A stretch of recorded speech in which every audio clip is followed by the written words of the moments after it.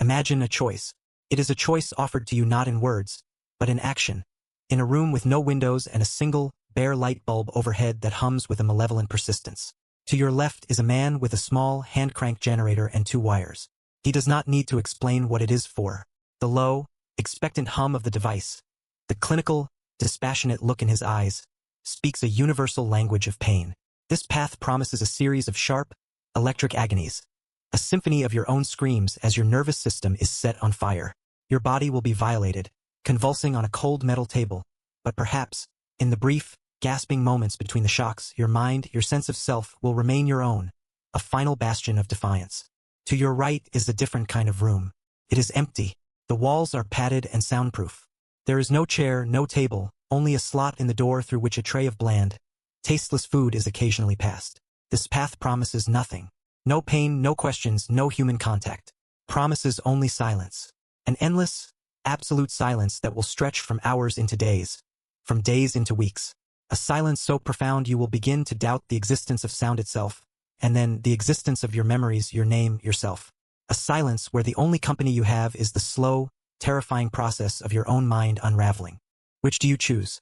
The sharp, definite agony of the body, or the slow, creeping dissolution of the mind? This is not a hypothetical question from a philosophy class.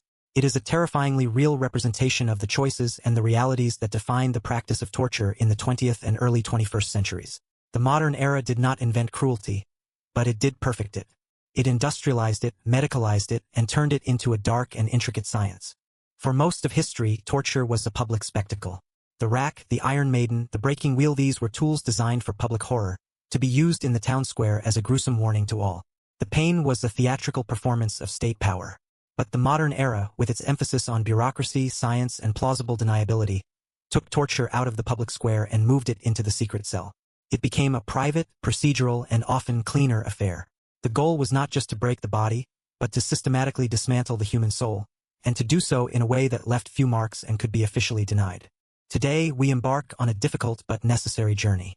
We will be conducting a historical comparison of some of the most brutal torture methods of the modern era.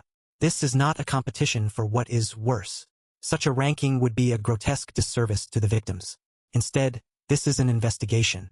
By placing these techniques side by side, by examining their origins, their mechanisms, their supposed justifications, and their devastating after-effects, we can begin to understand the terrifying logic that underpins modern torture. We will explore how the application of electricity, the manipulation of stress, the weaponization of sexuality, the chemical invasion of the mind, and the mastery of our very senses became the tools of choice for states seeking to crush dissent and extract secrets. This is a story about the evolution of pain, a comparative anatomy of cruelty that reveals as much about the perpetrators and their systems of power as it does about the suffering they inflicted. Our comparison of modern torture begins with a force that powers our world, a force that represents progress and innovation: electricity. The harnessing of electricity changed human civilization, lighting our cities and connecting our world. But in the shadows, it also gave torturers a new and terrifyingly efficient tool. The brilliance of electric shock as a method of torture lies in its precision, its controllability, and its profound ability to inflict maximum pain with minimum evidence. It leaves few scars, it requires no great strength from the torturer, and it attacks the body's most fundamental communication system: the nerves. It is the perfect tool for a state that wants to maintain plausible deniability. One of the most infamous devices for this purpose is the Picana Electrica, or electric prod. Its story begins not in a dungeon, but on a farm. The Picana was originally developed in Argentina as a cattle prod, a tool for moving livestock through chutes and onto trucks. It is a simple device, usually a wand or stick with 2 electrodes at the tip, connected to a power source that can be manually controlled, often with a hand crank. This mundane origin is part of what makes its application to humans so chilling. It is the transformation of a tool of animal husbandry into an instrument of human degradation, a symbolic lowering of the victim to the status of an animal to be herded and controlled. The Picana became the signature weapon of the military junta that ruled Argentina during the period known as the Proceso de Reorganización Nacional, or the Dirty War, from 1976 to 1983. In a political climate charged by the Cold War and the so-called national security doctrine, the military saw itself as the last line of defense against a perceived wave of left-wing subversion. In their paranoid worldview, students, union organizers, journalists, and artists were not citizens exercising their rights. They were cancerous cells in the body politic that needed to be violently excised. This ideology gave them the justification for what followed. In secret detention centers scattered across the country, places like the notorious Navy School of Mechanics, or ESMA, a shocking institution located in a wealthy, bustling neighborhood of Buenos Aires, thousands of people disappeared. They were abducted from their homes or off the street, a process known as being chupado or sucked up. Blindfolded and terrified, they were taken to these clandestine centers. Inside these centers, the picanha was used with a horrifying and systematic creativity. The genius of the picanha, from the torturer's perspective, is its versatility. The voltage can be carefully adjusted, from a sharp, jarring jolt that feels like a lightning strike to a sustained, agonizing current that feels like being cooked from the inside out. And because it is portable, it can be applied to any part of the body. The goal was to attack the most sensitive areas, where the concentration of nerve endings is highest, to maximize pain and humiliation. The gums, the genitals, the nipples, the eyelids, the soles of the feet. The psychological effect was as devastating as the physical pain. Survivors speak of the sound of the hand crank generator, a low whirring that became the soundtrack to their terror, a sound that would trigger panic attacks for years to come. The process was often highly ritualized, adding to the psychological torment. The victim would be strapped naked to a metal bed frame, which they called the parrilla, or the grill. The name itself was a sick joke, evoking a traditional Argentinian barbecue. They would be doused in water to increase conductivity, and then the session would begin. The torturer was in complete control, an all-powerful god of pain, delivering jolts at will, asking questions, making demands. The victim's body becomes a traitor, convulsing and screaming beyond their control. This method creates a state of absolute helplessness, a core objective of all modern torture. Crucially, this was a medicalized process. Doctors were often present during the torture sessions. They were not there to provide aid. They were there to monitor the victim's heart rate and vital signs, advising the torturers on how much the prisoner could withstand without dying. Their role was to ensure the victim remained conscious and alive, so that the agony could be prolonged for as long as possible. They were regulators of pain, participants in the horror. This perversion of the medical oath is a hallmark of state-sponsored torture. The Argentinian regime didn't just want to extract information. They wanted to destroy the person, to erase their ideology by breaking their spirit through the systematic torture of their body. In the end, for many of the disappeared, the final chapter was the vuelos de la muerte, the death flights. Drugged and bound, they were loaded onto planes and thrown, sometimes still alive, into the vast, cold emptiness of the Atlantic Ocean, their tortured bodies disappearing forever. The picanha was the tool of their unmaking. Now, let us compare this high-tech, active form of pain with a method that is brutally low-tech and deceptively passive, the stress position. If the picanha is a direct, violent assault, the stress position is a slow, insidious siege. It requires no complex equipment, only gravity, time, and a deep understanding of human anatomy and its limits. A stress position forces the body's muscles to work against themselves in an unnatural way, leading to a crescendo of pain that can become as unbearable as any electric shock. One of the most notorious examples is a technique known as Palestinian hanging, or shebeh. This method was widely used by the Israeli Internal Security Service, Shin Bet, particularly during the First Intifada in the late 1980s and 90s. The detainees' hands are cuffed behind their back, and they are shackled to a pipe or a hook on the wall, often with their feet barely touching the floor or forced onto a low, angled stool. Sometimes a foul-smelling, thick hood is placed over their head to induce disorientation, sensory deprivation, and nausea. At first, the position might seem merely uncomfortable, a punishment of endurance. But slowly, inexorably, the pain begins its work. The full weight of the body pulls on the shoulder joints. The ligaments, designed for a specific range of motion, are stretched beyond their capacity. The rotator cuffs, the group of muscles and tendons that stabilize the shoulder, begin to suffer microtears. The head of the humerus can dislocate from the shoulder socket. The brachial plexus, the bundle of nerves that runs from the neck into the arm, is compressed between bone and muscle, sending waves of searing pain and then a deadening numbness down the arms. The wrists, crushed against the cold steel of the cuffs, lose circulation, swelling up and turning blue. The legs, forced to hold a slight bend, begin to cramp violently as lactic acid builds up. After hours, the pain is no longer localized. It becomes an all-consuming fire, radiating from the shoulders through the entire body. The simple act of breathing becomes a monumental effort, as the position constricts the chest. Sleep is impossible. Hallucinations begin, born from pain and sleep deprivation. The body is turned into its own instrument of torture. What makes this a quintessentially modern torture method is the bureaucratic and legal framework built around it. For years, the Israeli government denied using torture. Instead, following the 1987 recommendations of the Landau Commission, they classified methods like shebeh as moderate physical pressure, a necessary tool in the fight against terrorism. This is a classic example of the euphemistic language used to sanitize brutality. They argued it was a way to get ticking bomb information without crossing the line into full-blown torture. This led to a landmark case before the Israeli Supreme Court in 1999.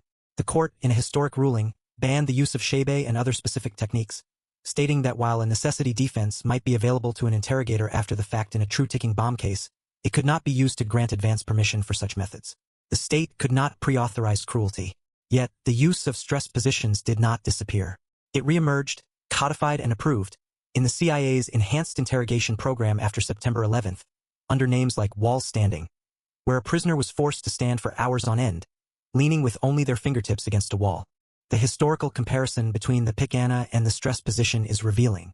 Both are brutal methods designed to inflict overwhelming pain. But they represent two different philosophies of modern torture. The pikana is an act of commission. It is something the torturer actively does to the victim. It is a direct, invasive assault. Shebei, on the other hand, is an act of omission. The torturer simply places the victim in the position and waits. The pain is generated by the victim's own body, by the inexorable pull of gravity. This creates a different, perhaps even more insidious, psychological dynamic. The victim feels as though their own body has betrayed them. There is no one to plead with to stop the current. The pain is constant and self-generating. One is the torture of the sharp, violent shock. The other is the torture of the slow, grinding ache. Both are ruthlessly effective at breaking a human being, showcasing the modern torturer's ability to achieve the same result through wildly different means, one through the application of technology, the other through the exploitation of biology. From the body's pain receptors, we must now turn to an even darker and more intimate form of violation. The use of sexual assault and humiliation as a tool of torture is as old as warfare itself, but in the modern era, it has been refined into a systematic weapon with specific strategic goals. It is a method designed not just to inflict pain, but to destroy a person's identity, to shatter their social standing, and to terrorize entire communities. Let us compare two distinct modern applications of this brutality. First, there is systematic rape as a tool of ethnic cleansing and genocide, as witnessed with horrifying clarity during the Bosnian War in the 1990s and the Rwandan genocide in 1994. In Bosnia, Serb forces established what became known as rape camps. Bosnian Muslim women and girls were imprisoned and subjected to repeated, organized sexual assault. The goal here was not primarily to extract information. It was a calculated strategy of societal destruction. It aimed to humiliate and demoralize the enemy population, to tear apart the social fabric through shame and trauma. Furthermore, it was a biological weapon. The policy of intentionally impregnating women was a way to cleanse the bloodline, to force the victims to bear the child of their enemy, a permanent, living symbol of their subjugation. This form of torture targets not just the individual but the very future of a people. It is a weapon of war wielded on the most personal battlefield imaginable. Now, let us contrast this with the institutionalized sexual humiliation used for interrogation and control, most infamously documented at the Abu Ghraib prison in Iraq following the 2003 U.S. invasion. The infamous photographs that emerged from that prison showed a different, though no less horrifying, application of sexual violation. They showed Iraqi male detainees being stripped naked, forced into simulated sexual acts with each other, and arranged in human pyramids. They showed a female soldier holding a naked man on a leash like a dog. The strategic goal here was different from that in Bosnia. This was not about ethnic cleansing. It was about breaking down individual prisoners for interrogation. Drawing on a crude and often inaccurate understanding of Arab culture, the interrogators believed that attacking a man's honor and modesty, particularly through forced nudity and homosexual acts, would be the most effective way to break his will. The aim was to induce a state of profound shame and degradation, to make the detainee feel powerless and unmanned, thus rendering them more compliant. It was a calculated psychological attack, weaponizing cultural taboos to achieve a state of learned helplessness. When we compare these two cases, we see the terrifying adaptability of sexual violence as a tool of modern torture. In Bosnia, it was a broad, strategic weapon of genocidal war. In Abu Ghraib, it was a tactical tool of psychological interrogation. One aimed to destroy a society's future, the other to destroy an individual's past and present sense of self. But both share a common, brutal core. They weaponize the most intimate aspect of a person's life, turning an act of life and love into an instrument of death and domination. They prove that one of the most brutal methods of modern torture requires no special equipment, only the absolute power of one human being over another and the willingness to obliterate their dignity. From the violation of the body, we turn to the invasion of the mind. The 20th century, the age of psychology and pharmacology, dreamed of a shortcut to the truth, a chemical key that could unlock the most guarded secrets directly from a person's brain. This dream gave birth to the terrifying concept of pharmacological torture, the use of so-called truth serums. This is not a relic of spy fiction. It was a very real field of research and application, particularly during the Cold War. The idea was seductively simple. If you could find a drug that lowers a person's inhibitions and impairs their ability to lie, you could bypass the need for physical coercion entirely. The two most famous drugs experimented with were scopolamine and sodium pentothal. The CIA, in its obsessive, sprawling, and often illegal quest for mind control during Project MKUltra, became a major proponent of this research. Led by the chemist Sidney Gottlieb, the program saw a truth serum as a potential holy grail of intelligence work. They tested these drugs on unwitting subjects, on prisoners, on mental patients, and on their own agents. The story of Frank Olson, an army scientist who was secretly dosed with LSD by his CIA colleagues, fell into a deep paranoia, and plunged to his death from a hotel window, stands as a testament to the reckless and destructive nature of these experiments. But the reality of pharmacological torture is far more complex and far less effective than its proponents hoped. These drugs do not compel truth. They compel talk.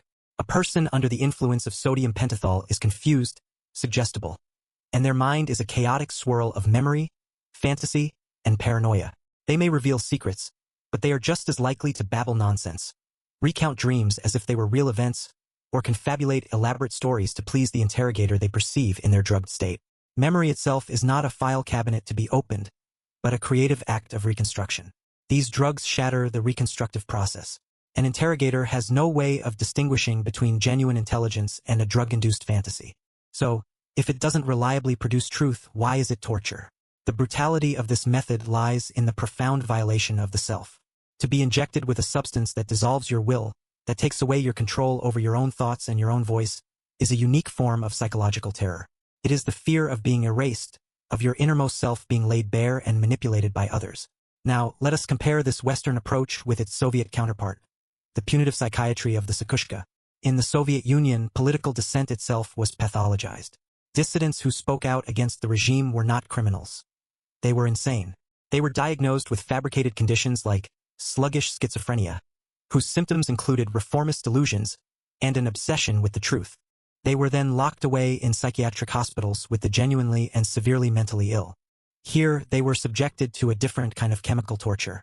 They were forcibly injected with high doses of powerful antipsychotic drugs like haloperidol, which induced excruciating side effects, painful muscle spasms, uncontrollable restlessness, and a dulling of the intellect known as a chemical lobotomy. The goal was not to get them to talk, but to get them to stop talking, to break their convictions, and to discredit them in the eyes of the world. After all, who would listen to the political ideas of a certified madman? The comparison is stark. The CIA used drugs in a futile search for a truth they could weaponize.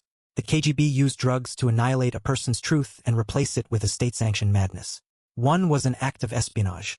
The other was an act of political annihilation. But both represent the same core principle of modern torture, the use of medicine not to heal but to harm, to invade the mind and bend it to the will of the state. This perversion of medicine leads us to our next comparison. From the subtle chemical invasion of the mind, let us move to a far more visceral and brutally physical form of medical violation: forced feeding. On the surface, forced feeding can be presented as a benevolent, even life-saving act. It is most often used in the context of hunger strikes, where authorities claim they are acting to prevent a prisoner from dying. This was its justification when it was used with shocking brutality against suffragettes like Emmeline Pankhurst in British prisons in the early 20th century. They were held down, their mouths pried open with steel gags, and rubber tubes were forced down their throats. It was the same justification used in the Guantanamo Bay detention camp in the 21st century. But the procedure itself, when used against a non-consenting person, is a form of torture. It is a violent, brutal, and deeply humiliating act. It is not a gentle medical feeding. In Guantanamo, the prisoner is strapped down to a specially designed restraint chair by multiple guards. A thick tube, often wider than necessary, is lubricated and forced up their nose, down their esophagus, and into their stomach. This is an intensely painful process. The tube can scrape the nasal passages and throat raw, causing bleeding and infection. If inserted incorrectly, it can go into the lungs, leading to aspiration pneumonia. The entire process is a struggle, a fight against the body's natural violent gag reflex. Once the tube is in place, a liquid nutritional formula is pumped directly into the stomach, often causing severe cramps, nausea, and diarrhea.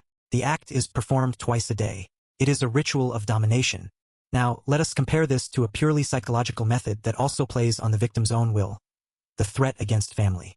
This technique was a cornerstone of interrogation for regimes like the Gestapo in Nazi Germany and the Stasi in East Germany. The interrogator does not lay a hand on the prisoner. Instead, they talk about the prisoner's wife, their children. They might show them photographs. They will calmly explain that if the prisoner does not cooperate, their family will suffer the consequences. Their wife will be arrested. Their children will be taken away and placed in a state orphanage, their names changed, to be raised as loyal citizens of the Reich. This is a form of torture that attacks the very core of a person's social identity.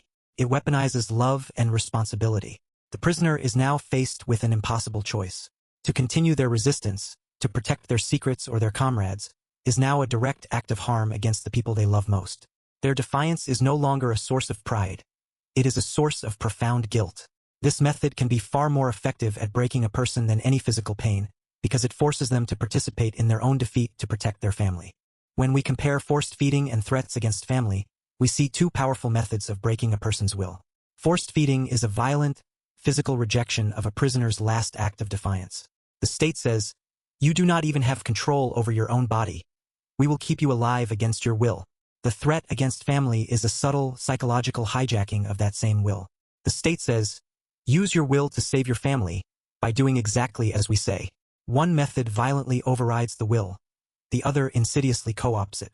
Both are devastatingly effective, and both show how modern torture has evolved to attack not just the body, but the very things that give a life meaning: political conviction and family love. Finally, we arrive at the ultimate frontier of modern torture: the direct assault on reality itself. The most sophisticated forms of modern torture do not necessarily require physical pain. Instead, they attack the very foundations of human sanity, our senses. By controlling a person's sensory environment, you can unmoor them from reality, shatter their ego, and induce a state of psychosis. This can be achieved in two opposite, but equally devastating, ways: sensory deprivation and sensory overload. Let's first enter the world of absolute silence and absolute whiteness. This is white torture, a form of extreme sensory deprivation perfected in the 21st century, most famously associated with the Iranian intelligence services. Imagine you are in a cell where everything is white. The walls, the floor, the ceiling. Your clothes are white. The food they slide through a slot in the door is white unseasoned rice, a piece of white bread. There are no windows. A fluorescent light hangs overhead, and it is never, ever turned off. There are no shadows, no textures, no colors. But the most important element is the sound or lack thereof. The walls are soundproof. The guards outside wear soft-soled shoes. You hear nothing. No traffic, no birds, no human voices, no footsteps. You hear only the sound of your own body. Your breathing, your blood pumping in your ears, the frantic thumping of your heart. After a few days, the brain, starved of external stimuli, begins to create its own. This is not a metaphor. It is a neurological fact known as the Ganzfeld effect.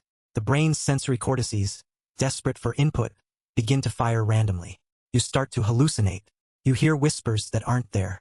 You see shapes and colors moving on the white walls. Your sense of time dissolves completely. Is it day or night? Have you been here for a week or a year? Your identity begins to fray. The memories that make you who you are become jumbled, dreamlike. You lose the ability to think clearly. You are adrift in a sea of white noise, both literal and metaphorical. The goal of white torture is to erase you, to turn your mind into a blank slate, upon which the interrogator, who becomes the only source of human contact and sensory input, can then write whatever they wish. It is a slow-motion psychological execution. Now let us flip the switch.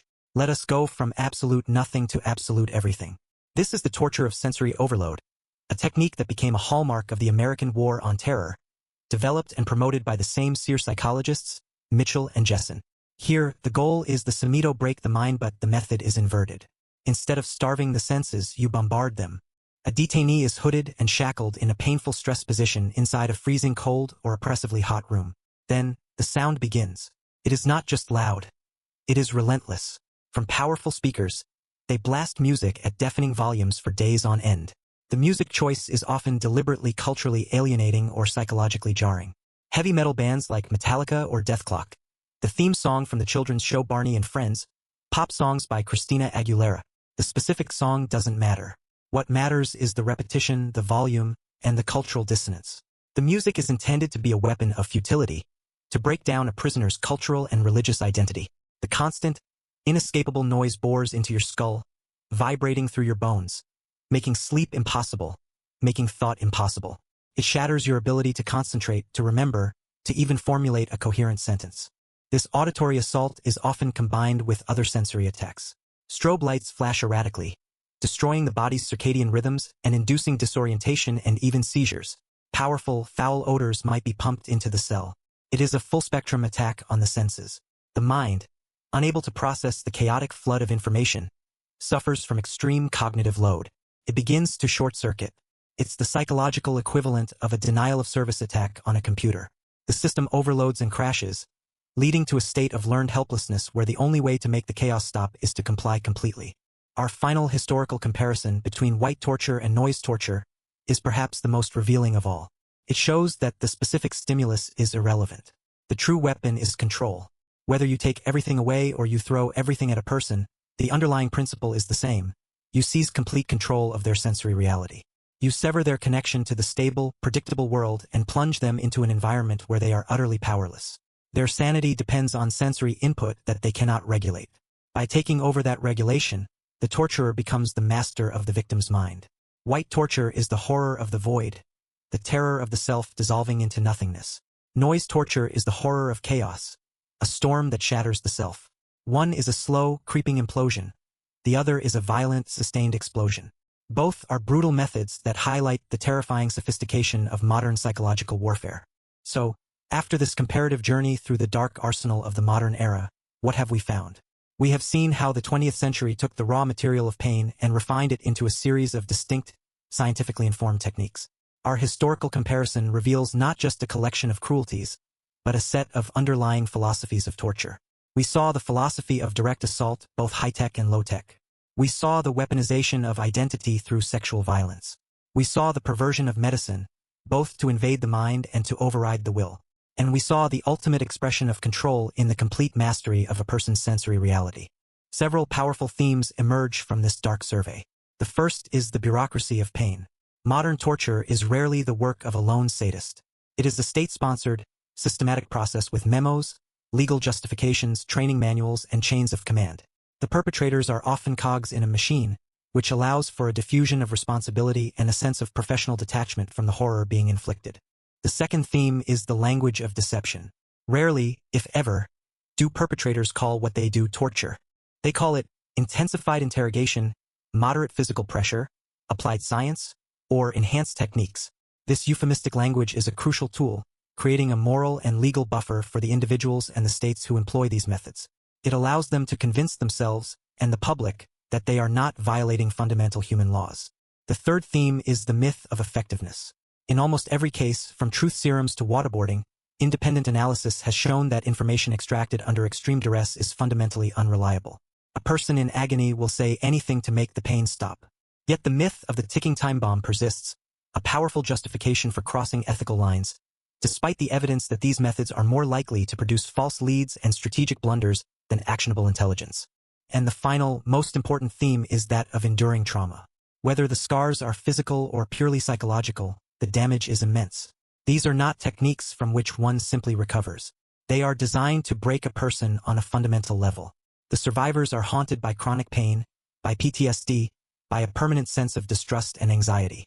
Their relationships, their ability to work, their very sense of self can be permanently damaged. The torture doesn't end when they leave the cell. This comparative history matters. It matters because it strips away the euphemisms and exposes these brutal methods for what they are. It teaches us to be critical of justifications based on necessity and fear. And it reminds us that cruelty is endlessly creative. As long as there are systems of power that seek to dominate the human will, new methods of torture will be devised. Understanding the patterns of the past is our best defense against the horrors of the future. The evolution of torture is a dark mirror held up to our history, reflecting not only our capacity for cruelty, but also the urgent, unending need to defend the principles of human dignity against all who would seek to destroy it. Thank you for joining us on this difficult but important historical comparison. The subject of modern torture is grim, but understanding it is essential to understanding the last century of conflict and power. If you believe these kinds of deep historical investigations are important, please consider subscribing to the channel and sharing this with others. And now, we want to hear from you. In this comparison of brutal methods, which philosophy of torture did you find the most chilling? The direct physical assault, the perversion of medicine, or the attack on reality itself? Why? Share your thoughts in the comments below. Your engagement helps us to continue to explore these dark but vital corners of our history. Thank you for listening.